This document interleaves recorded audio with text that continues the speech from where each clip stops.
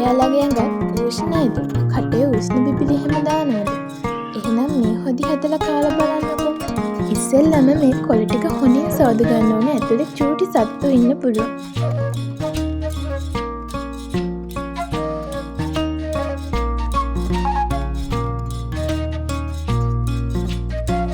ලුණු සුදු ලුණු රම්පේ කරපිංච අමු මිරිස් කරලක් පොඩිවට කපාගෙන තියාගන්න ඕනේ.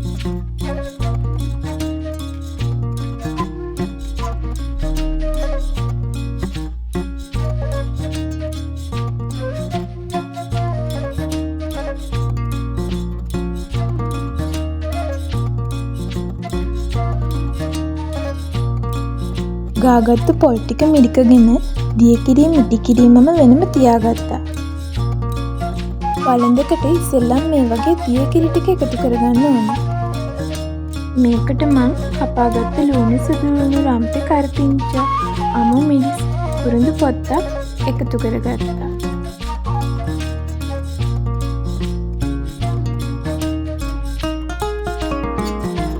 දැන් මේකට අමු තුන පහ ටිකක්, කහ කුඩු චුට්ටක්, ලුණු කුඩු, උළු හාල් ටිකක් දාගන්න.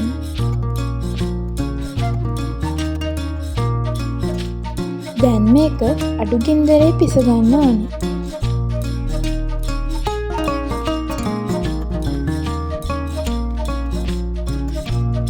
ටික වේලාවකින් හොදියක මේ වගේ පැසෙනකොට සෝදගත්තු කතර මුරුංග කොළ ටික හොදියකට එකතු කරගන්න ඕනේ.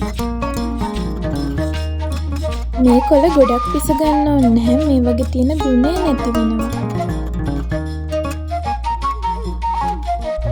කොළ ටික දාලා විනාඩි 3කින් වගේ මේ වගේ මිටි කිරි ටික මම දාගත්තා. මිටි කිරි ටික දාගෙන විනාඩි 3-4ක් තිබ්බහම හොඳටම ඇති. මේ තියෙන්නේ මං හදපු කතර මුරුංග හොදියක.